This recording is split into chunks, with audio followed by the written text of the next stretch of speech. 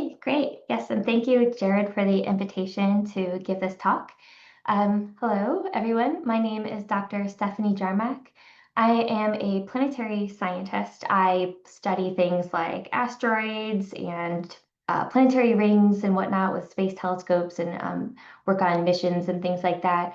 But I've also branched out into information science with my repository work, and I'm here as a representative of the expansion of the NASA Astrophysics Data System, or ADS, if you're familiar with it, to cover all NASA SMD.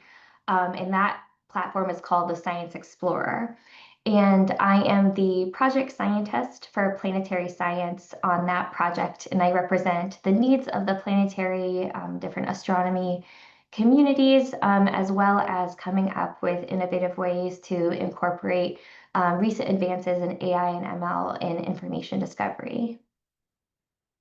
So, what is the SciX Explorer? If you are familiar with the ADS, the Astrophysics Data System, the easiest way for me to explain that is that it's basically the expansion of the ADS.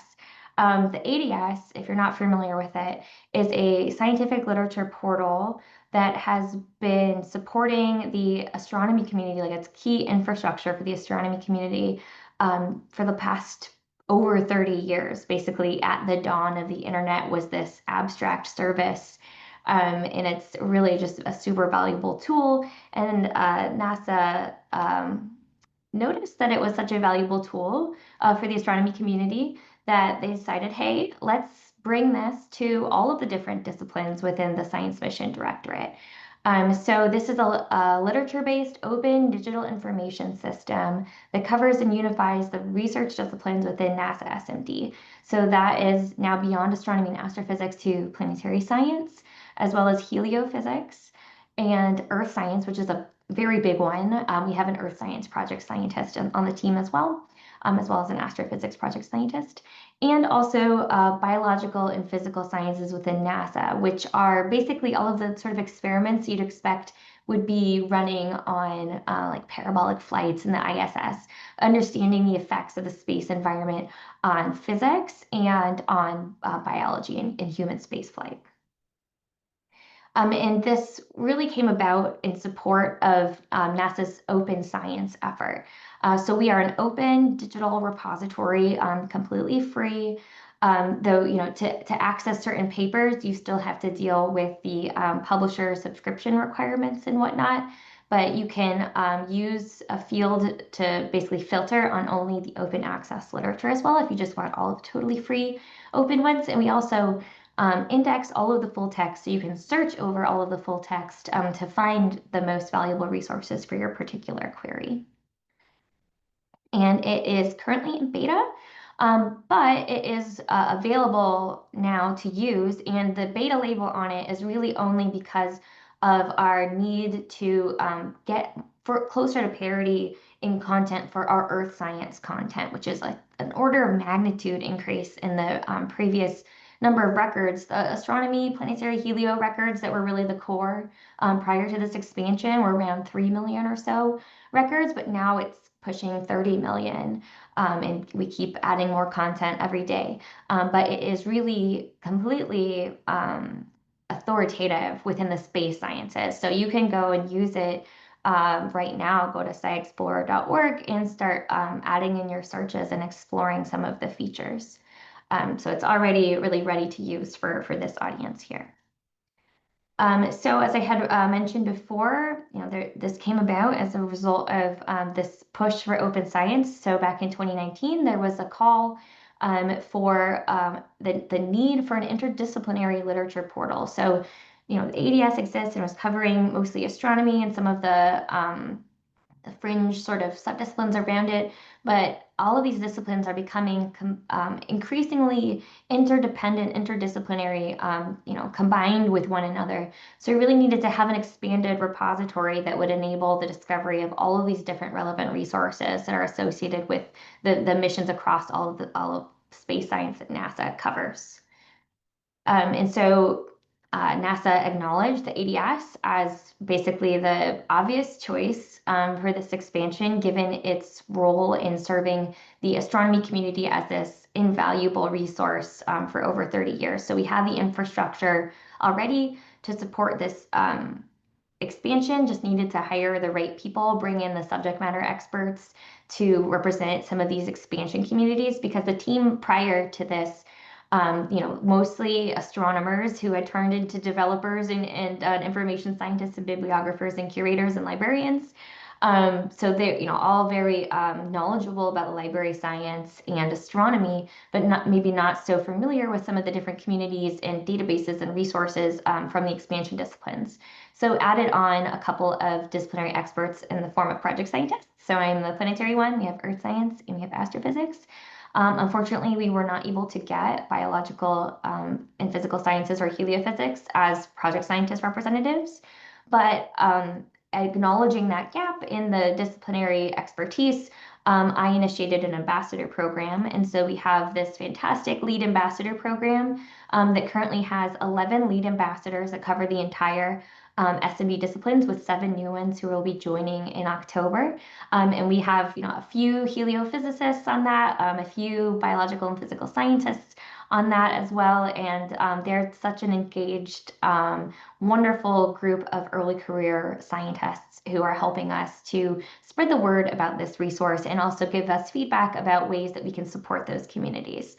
We also have an advisory board as well, which are kind of like the later career mirror of our ambassador program. And those are all very entrenched members of those disciplines within their own communities. And we recently had an advisory board meeting where we brought them on in person to have a discussion about ways to improve the system. So we're really the ethos behind this project is really to engage constantly with our communities and understand, what the researchers and engineers and the people who are working with space resources, what do they need to make their lives easier? And so we basically achieve that by having the people who who represent journal editors and librarians and research scientists and whatnot directly in communication with the team or working on the team itself. And so we are developing and expanding this. We had a 5-year contract to expand this, and we are doing our very best to make this resource as valuable as possible to our communities. So why the Science Explorer? Again, I'm basically selling this, but I'm one of the key components of it is we have all of this discipline-specific research that's aggregated and also connected with each of the different disciplines. And we have them also curated based off of content type. So you can see the publication type facet there on the right. You can search on articles or non-articles as well. We are doing our best to incorporate some of the so-called gray literature, which is quite difficult to curate and obtain. These are things like PhD theses, as well as like workshop reports, decadal survey, like white papers and things like that, things that are really crucial to the whole research life cycle. And we also work specifically within these disciplines and try to speak their language and use their taxonomies. So one of the key features in SciX, which is Science Explorer, is our planetary features capability. So we use this sophisticated AI/ML pipeline to be able to tag records that mention specific named features that are on planetary objects. And we needed to use the pipeline with that sophistication because some of these names are really ambiguous. So you could have like Cassini as a crater on the moon or a crater on Mars, or the name of a person or the name of a very famous mission. So we needed to develop a framework to be able to disambiguate these and make it easier for our users to be able to search for exactly what they're looking for. And we also, something unique about our system is we work to enrich the metadata further by connecting the literature to the data products and the software products as well. So we have, you can do property data or data colon in the repository. And if we have it associated with that record, you'll be able to find those links associated with a particular paper that happened to use that data, mention that data, or software in some way. And that is an active area of expansion for us currently. It's something that I'm spearheading as well, because I think it's a really unique case and value add for our project to be able to make these software and data products more discoverable, helping out the PDS too, and you'll hear more about the PDS in the follow-on talk, but really trying to make this more interconnected ecosystem of research. And we're basically at that first part of, if you've heard about it, FAIR. So like the findable, accessible, interoperable, and reproducible, which is, how we want to have all of science. So we're at that findable portion of FAIR, and we're focusing in on making these resources as findable as possible. And we are working on incorporating some discipline-specific capabilities and services. So when you go to SciX, there's a drop-down where you can select your discipline. Currently, that really just changes the skin of what you see and some of the facet information on the left-hand side, where we have certain repositories that are hidden or shown depending on which you choose, as well as if you click on astrophysics, then you still have access to the classic form of ADS if you are one of those hardcore or OG users of ADS. So you can still fill in all of the forms instead of having a free-form search box if that is your preferred way of interacting with a literature portal. But we are working on having more discipline-aware technology in the system. So when you click on your particular discipline, we're working on incorporating discipline-specific synonyms and like query intent, as well as different tagged enriched information with the literature that is most relevant for your particular discipline. And we'll be modifying the UI as well to be more relevant to these particular disciplines. For example, in heliophysics, a lot of heliophysicists want to look for a certain epoch in when certain solar activity was happening. And so we might be incorporating a way to narrow down literature that happens to cover these certain events and things like that. So that's an active area of research, and we're in constant communication with these different communities to identify how we can improve their search experience. So what content is an ADS? So, we're the expansion of ADS, but I'll just start with what was an ADS.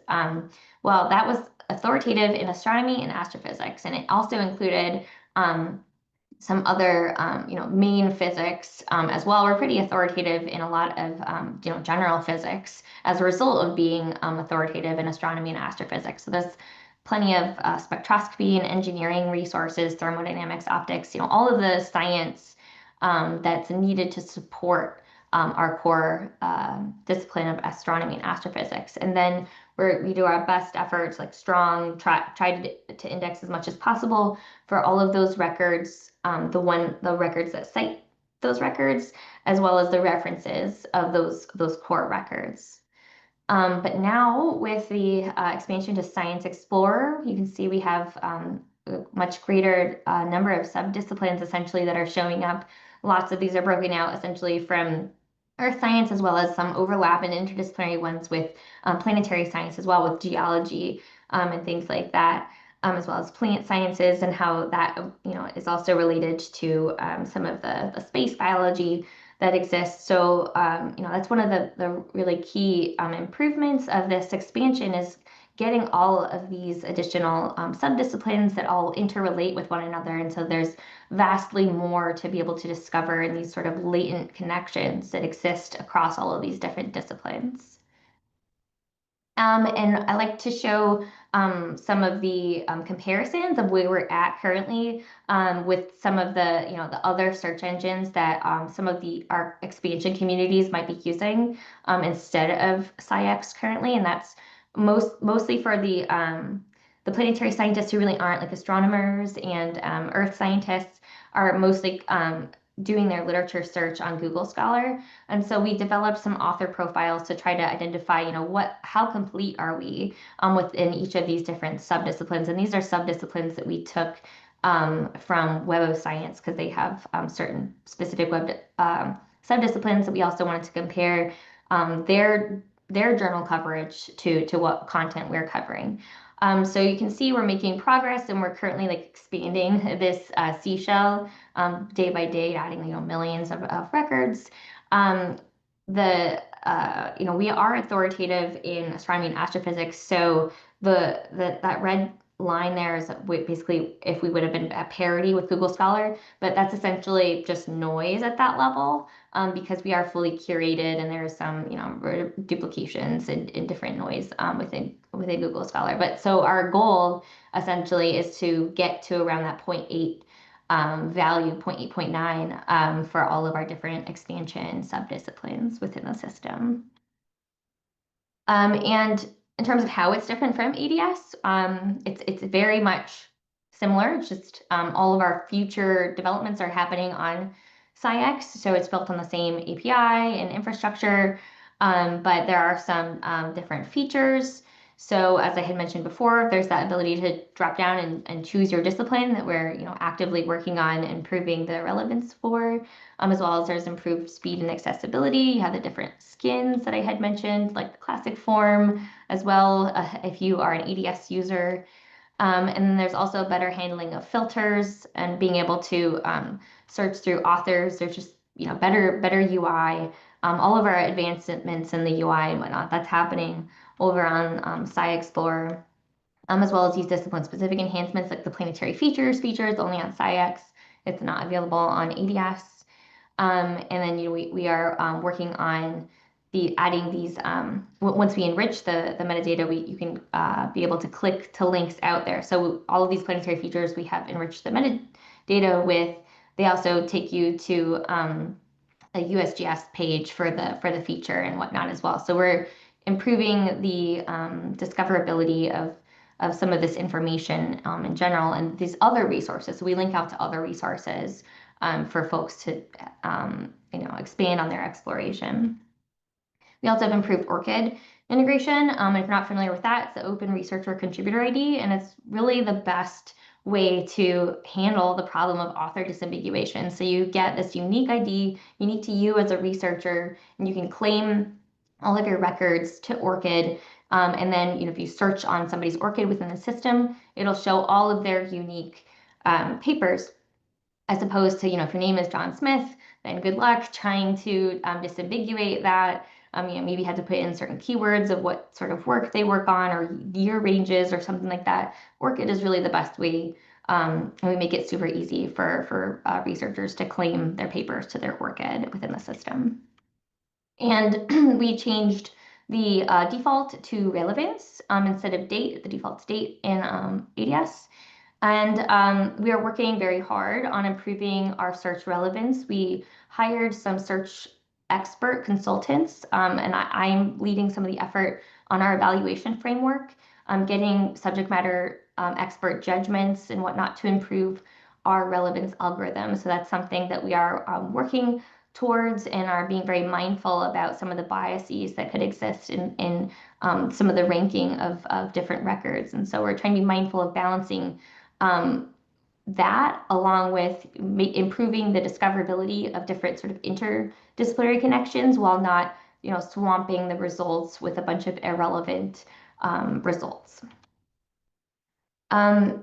And it's very similar to ADS in that and to Google Scholar essentially, where you just type in your query and then you can, but the improvement is that you can filter the results with the facets and you can use fielded search as well. So the unfielded search, like if you just type it in without any fields, then it searches over every single field essentially. So if you know that the term you want is an author's name, and typing author colon and then the name is going to better give you more optimal results. But I'm also working on improving some query intent as well, so that folks don't necessarily have to memorize that syntax, but it will be sort of translated into the best syntax based off of what we think that you're trying to search for. And here's just an example search. You're searching for, say, atmospheric CO2, just an unfielded search there.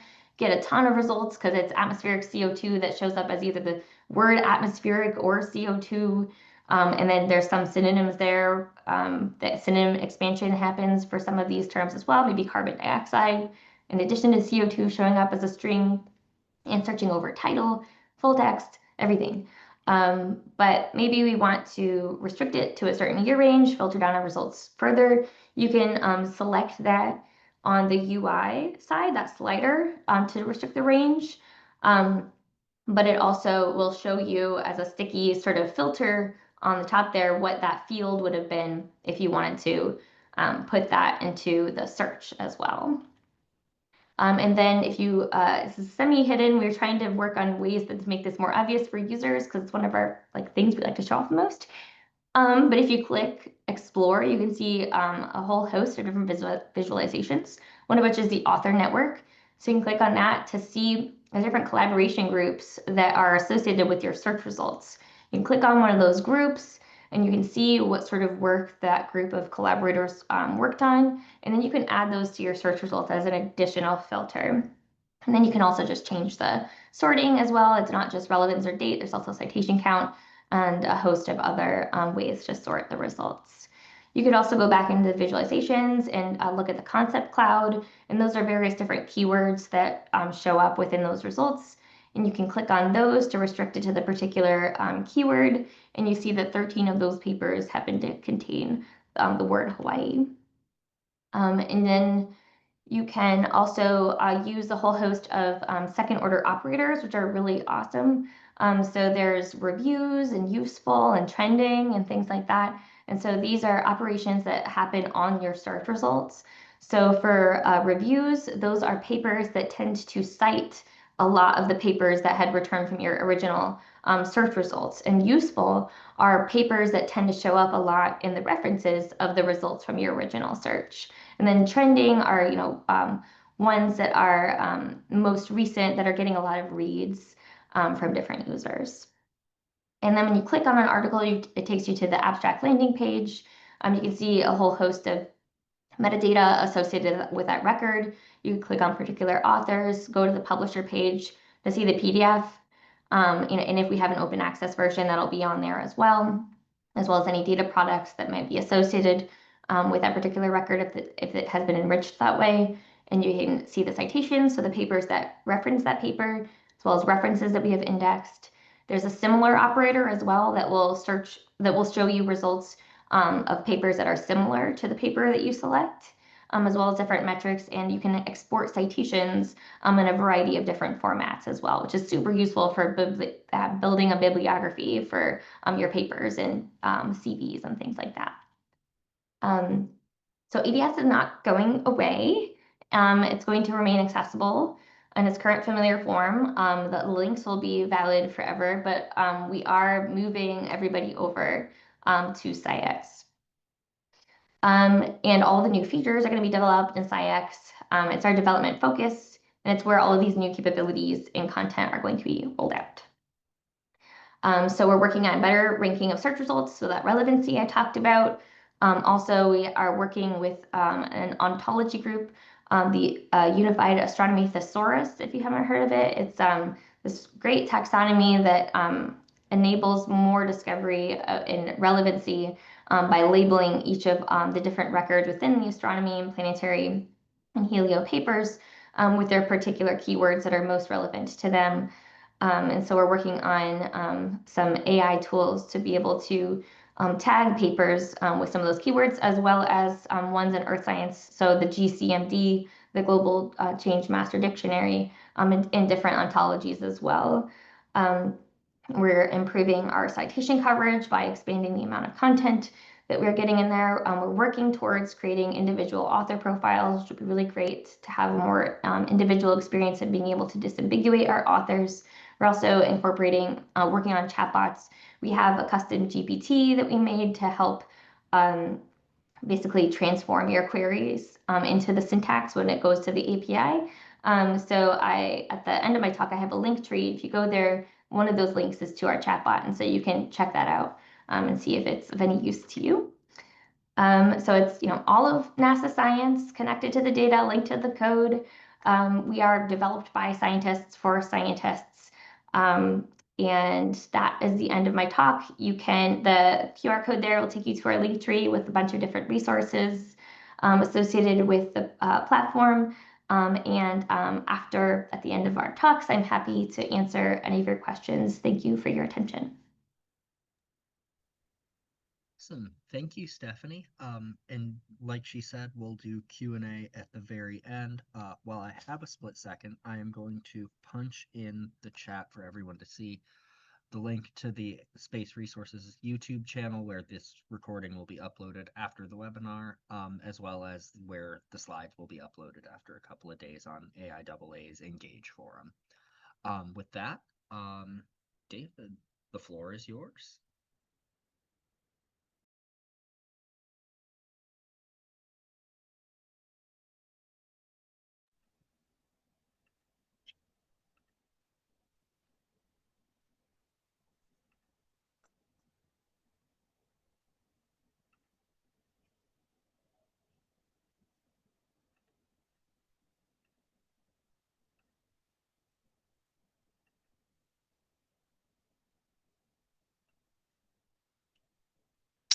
Okay, so hello everyone. I'm David Hollibaugh Baker. I am a planetary geologist at NASA Goddard Space Flight Center, and I'm also the project manager for the Planetary Data System.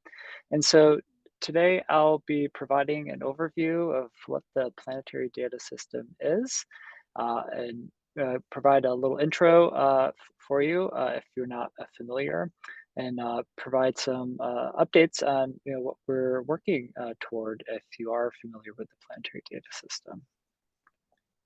So I often like to gain perspective, and I think planetary data provides a lot of inspiration and food for thought in terms of understanding Earth and our place in the universe.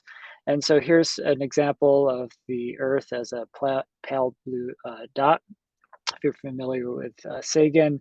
And this is from the Voyager 1 spacecraft taken in February 1990, 3.7 billion miles from the sun beyond Neptune. So planetary data and the archive data provides this perspective, and to understand, Earth essentially, we must look beyond it. And fortunately, NASA Planetary Science has had a suite of spacecraft exploring our solar system so that we can understand the ancient Earth and the origins of our solar system and planetary bodies. And so here's the planetary fleet diagram from NASA showing our current spacecraft, either active or in implementation or formulation.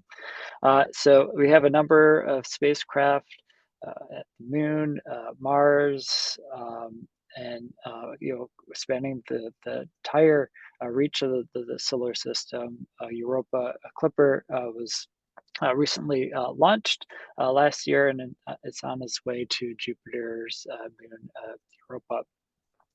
So all these spacecraft from planetary missions at NASA have to archive their data with the Planetary Data System. So the PDS, Planetary Data System, preserves and makes accessible all of this mission data to the public for free.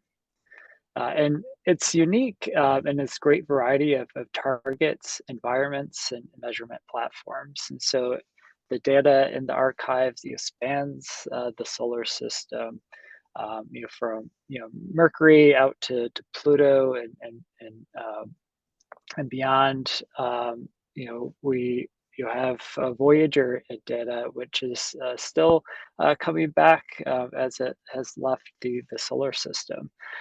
So we have surface data, we have data for asteroids, comets, charged particles, you name it. And a lot of these spacecraft have unique one-off instruments, providing a lot of variety to our archives.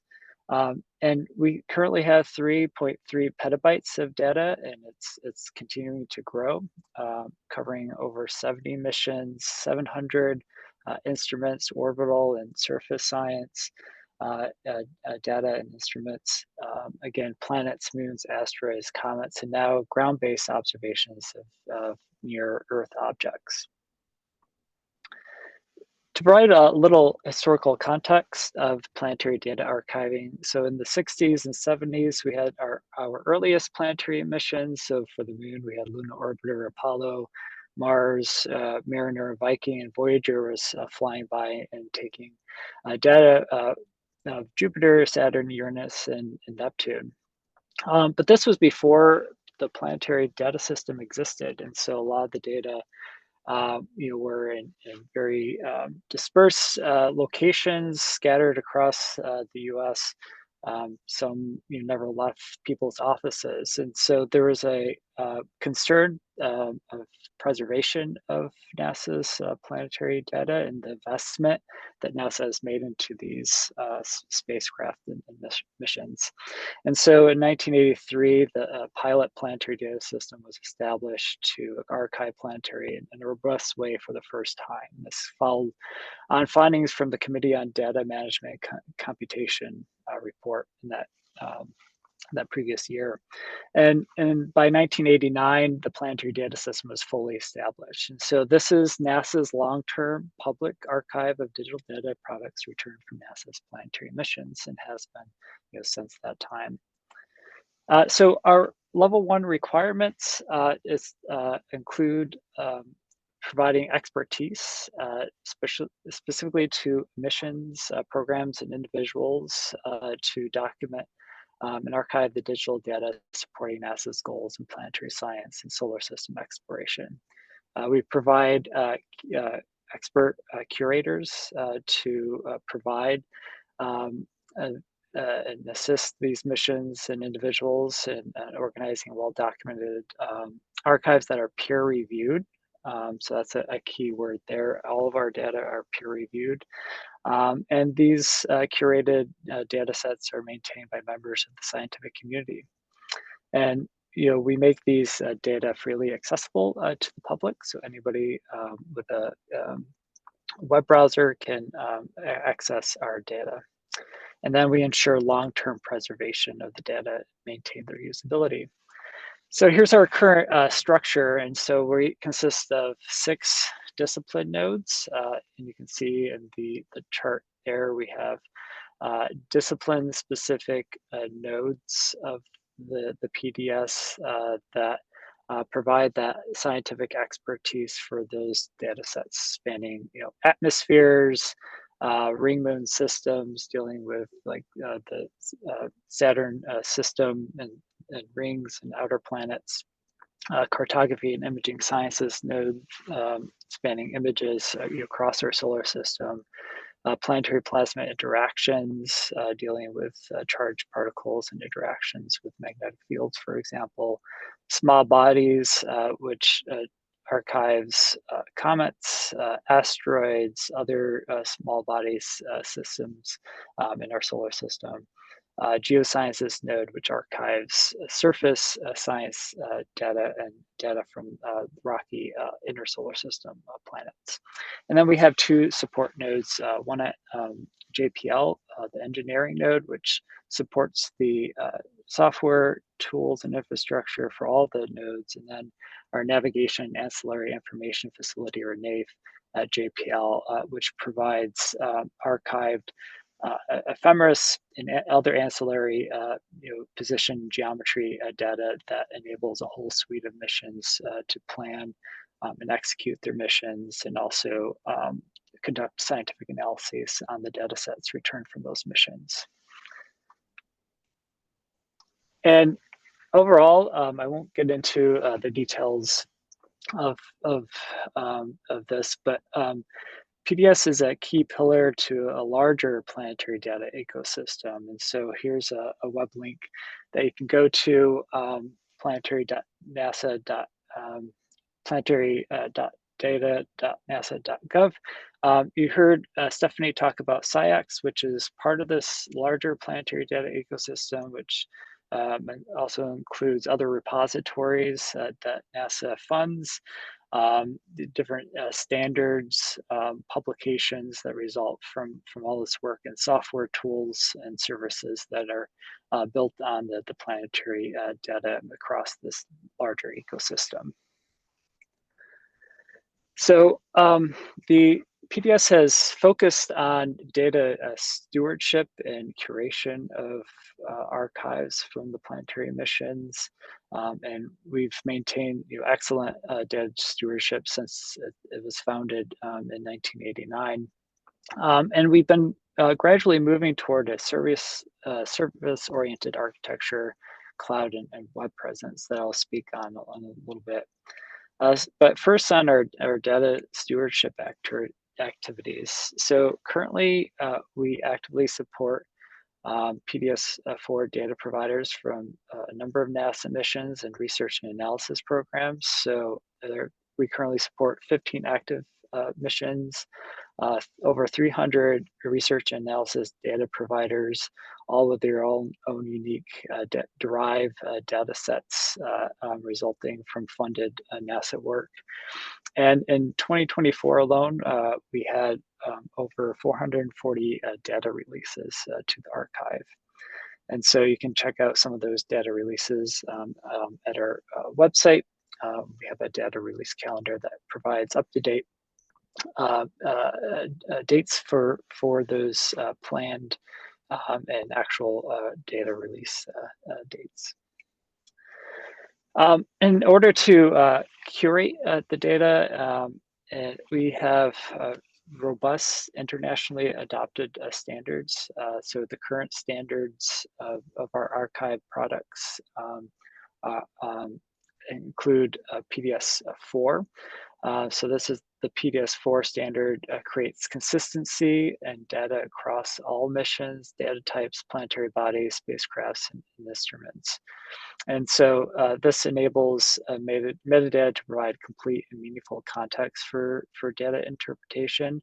And it really provides the foundation for enhanced discoverability and interoperability. And because all the missions adopt the same standards, it really does create that consistency that enables search and discovery across not only the NASA planetary data system, but since it's internationally adopted, PDS, other archives at other countries and space agencies use PDS-4 and software tools, search tools built on top of PDS-4 can search across the archives globally. And the PDS metadata are also both and human readable because they use XML under the PDS-4 standards. We have a bunch of training to support our data providers in understanding PDS-4 and how to get their data into PDS-4 standards. So we have an extensive training page. We have a YouTube channel with a number of videos about the PDS, but also various aspects and details of PDS-4. And throughout the year, we provide specific trainings. We're at major conferences, providing booths. And then we have our own advisory groups and engagement opportunities throughout the year. As part of our stewardship and our level 1 requirements, we ensure data backup and placement of data in a deep archive. So PDS nodes maintain at least 3 copies of the data, 1 primary backup and 1 in the deep archive. And that deep archive is typically with the NASA Space Science Data Coordinated Archive, or NSSDCA, hosted at NASA Goddard Space Flight Center. or a deep archive and a cloud-based platform. And NSSDCA provides an air-gapped physical copy of NASA's planetary mission data. They also act to restore and digitize physical media from legacy missions. So moving on to PDS user services. So how do I search and access data? So we have a number of tools to allow users to search and access our archive. And that includes top-level search at pds.nasa.gov. We also have a PDS4 registry and a search API. So this allows one to programmatically search and retrieve data across registered PDS4 archive products. We also have product-level search and archive services provided by individual nodes. So a lot of the nodes have their own tools and platforms that allow more granular search of specific products. So you can find those tools at our website, and I'll show some examples of those in a later slide. We're also working toward transitioning PDS data holdings to the cloud. So a lot of our data have been traditionally served on-prem and data servers at our node institutions, and we're moving those holdings to the cloud to enable enhanced user services and processing computation later on as we sort of modernize our systems. And so we're continuing to develop a roadmap for and data prioritization for migration to this cloud platform. So here's just an example of top-level search at our home page, pds.nasa.gov. So you can search by keyword. You can use, again, the API, and also search by DOIs. You heard Stephanie talk about SciX, and so using SciX, you can also find PDS data. So there are a number of ways. Here is one top-level search method that you can find at our website. So as I mentioned, the individual PDS nodes have their own individual search tools for accessing data. So Geosciences node, for example, has the Orbital Data Explorer, or ODE, that allows you map-based search queries that you can kind of see here in the upper left. They also have this not only for Mars, as shown here, but the Moon, Mercury, and some other bodies. The Ring Mode Systems has Opus, which allows you faceted search and queries based on details of archive metadata and their holdings as well. And again, you can look at our website and find additional tools that allow these product level search. So, collectively, the data stewardship and the user services, ultimately, we want to enable solar system exploration and discovery. And I think that this is borne out when you look at the hundreds of scientific publications and their scientific results and discoveries that have relied on PDS archive data. And so here's just a kind of a recent example. If you look at the journal Geophysical Research Planets and their recent May issue, and so this is a leading planetary science publication. 56% of the articles cited PDS as their data source. And I think this is borne out since the PDS was created, and especially more recently, of the reliance on the archive to enable science and the discoveries that result from the scientific analyses. And using tools like SciX, we can get a better picture of how the data are being cited in recent publications and contributing to this scientific discovery, which is pretty exciting. Here's just another example of how the data in our archives are enabling solar system exploration and discovery using the Lunar Reconnaissance Orbiter, which was launched in 2009. The data from LRO now account for greater than 65% of the total PDS data volume. A lot of this is coming from the LROC camera data. And the LRO, even though it was launched in 2009, it's the data in the archive and the data returned from LRO and placed in the archive are still contributing to our profound understanding of the lunar system. And so here's just some examples of recent studies showing that data are being processed in new ways, such as mini RF radar images that have been topographically corrected and orthorectified to provide new data sets that enable things like characterizing landing sites for future missions, or understanding how impact craters form and develop, and how regolith develops on the moon.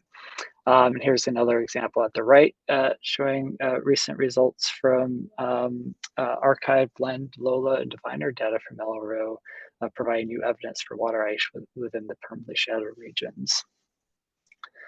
And our PDS archive of SPICE data, so SPICE is, again, ephemeris and other ancillary data that provides space mission geometry information, really enables the support of mission design, operations, and scientific analyses. And so over 50 major US and international planetary missions use SPICE. The Deep Space Network uses SPICE for tracking all missions that use its service. And as an example, current missions use SPICE to add metadata to their products. So Mars 2020 rover and the labels for their data contain times and global geometry computed using SPICE and the SPICE archive. The PDS archive also enables human and commercial exploration, providing the data products used to assess landing sites, and as maybe some of you are interested in, resources on the moon, like water ice and other potential resources. So here at the left is just an animation showing some of the data from the LRO LAMP, Diviner, and LEN data of the south pole of the moon. And also providing the data used to assess landing sites for commercial lunar payload services, and to plan the scientific observations of those payloads on those CLIPS landers. And here's just a nice image from the Firefly Blue Ghost mission. And the archive also provides data for planetary defense. And so the asteroid position information from observations shared through the Minor Planet Center and the NASA PDS Small Bodies node help scientists pinpoint the chances of asteroids colliding with Earth. And then we archive recently the Double Asteroid Redirection Test, or DART mission data, which was a test and validation of a method to protect Earth in case of an asteroid impact threat. And so here's a movie from that mission showing that the intentional collision with asteroid Dimorphos, again to test this system to prevent an asteroid impact in the future. So all that data is archived at the Small Bodies node. And then I'll just kind of leave with this as a quote from Kevin Murphy, which is who is our NASA's Chief Science Data Officer. NASA's science data is one of our most valuable legacies. It carries the stories of our missions, the insights of our discoveries, and the potential for future breakthroughs. So with that, I thank you, and I think we'll take questions. Well put. Thank you, David. And thank you again, Stephanie. Excuse me. All right. Yes, we will move on to Q&A now. I see one in the Q&A and then one in the chat. First, I'll ask, Paul Monikos asks, is PDS data entirely different than SciX? And to provide links to the websites, I'm going to punch in the chat the PDS and the SciX website. So there's that. But I'll let you two answer. Is PDS data entirely different than SciX? I'll let Stephanie answer that. Okay. Right. So SciX is a literature portal. So we work with the PDS to make the PDS data more discoverable. And that's something I'm actively working on because we have some records where we've identified that this scientific article made use of PDS data through the particular DOI or URL that we can know is associated with the PDS. So we have an option for those records where we have data products, and you could click out to the links that go to the PDS. So we are primarily indexing the literature and then linking out to data repositories like PDS. Yeah, and then following on that, PDS is hosting and serving that data. Awesome, perfect. Thank you both. In the Q&A, anonymous attendee asks, in an ideal world where SciX is part of your daily toolkit, how would you envision an everyday scientist using it to streamline their workflow? Sure. Yeah. So you could think about it from the literature review standpoint. So say you are, working on exoplanets or something like that, and you want to start, have a better understanding of the current, state of the art or whatnot on the field of exoplanets. You could do a second order operator of trending and then search on exoplanets. I would recommend using the field term ABS and then exoplanets because then it searches for when that term shows up in the abstract or title or keywords. And you could also use the reviews operator. And then you can also use trending as well for the operators. And you can basically restrict it to a certain year range. So if you want to be as up to date as possible, you could put it within the last few years or so. And then you have all of those records, and you could go and explore and see similar ones if there's one that particularly aligns with your interest and explore that way. One way that I use it as a journal editor, because it's the bane of my existence is finding reviewers. It's very challenging. But I will use SciX to put in some of the keywords that I know are relevant to the particular paper I need to find reviewers for. And then I will limit it to recent years because then I know that person is more likely to be an active researcher that I could bother to review some of that content. And then I will, if I find something that's really relevant to that, I can look at similar versions of papers and see who that first author is. And especially if they have an ORCID, then I can really narrow it down to find them. And there's also one other way I had used it recently was I was trying to find a collaborator for a project I work on. So I was putting in certain keywords into the system. And then I wasn't sure who was active in that area. So I limited it to a recent year range. And then I just looked at the author network and I saw the different collaboration groups that existed. And I actually reached out to somebody. I did this until I could find somebody who was like local to me. And then I cold emailed them and reached out to them. So there's tons of ways to do this. And you can also, if you have a particular repository of interest, you can, filter down on data or software and things like that. We're trying to make that even more useful for folks. Awesome, great information. Thank you, Stephanie. One in the Q&A, anonymous attendee asks, where do you sign up to become a data provider for PDS? So anybody can be a data provider. The first thing to ask is, do my data sets make sense for the PDS? Is it NASA funded? Is it a NASA funded product? Does it fit within our scope? So solar system observations and measurements, and then you can contact the PDS to confirm if it makes sense, and then we can work with you to get that into the archive. Awesome. Thank you, David. And I hope everyone can hear me okay. I saw some comments in the chat that my volume was a little low. I changed my audio source, so hopefully I'm not either screaming or whispering in your ears now. Rob Mueller in the Q&A asks, what is the link for the SciX chat GPT? I just punched that in the chat. Let me make sure this link that Stephanie provided actually works. Yes, awesome.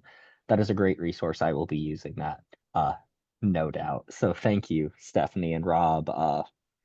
If you don't get it or can't copy it for any reason, let me know and I can send that along to you.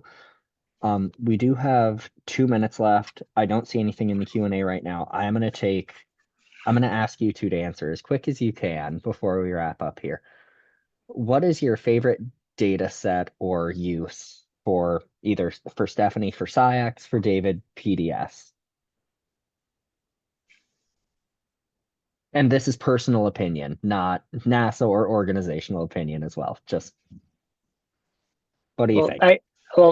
First, I have a couple loves. So as a planetary geologist, I love impact craters. It's probably the most ubiquitous geologic process in our solar system. So any data set that shows impact craters and the various morphologies and shapes, sizes, and ejecta just always it blows my mind every time I look at those data sets. So I'll just kind of leave that at that.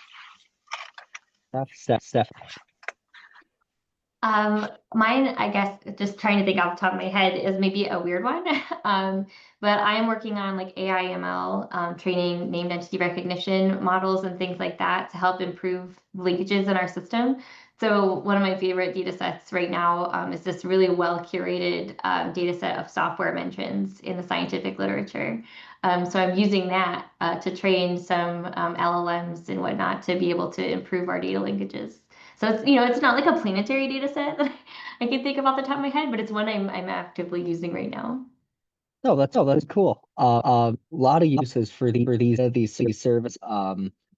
And thank you both much for being your time, experts, and sharing your work in this field.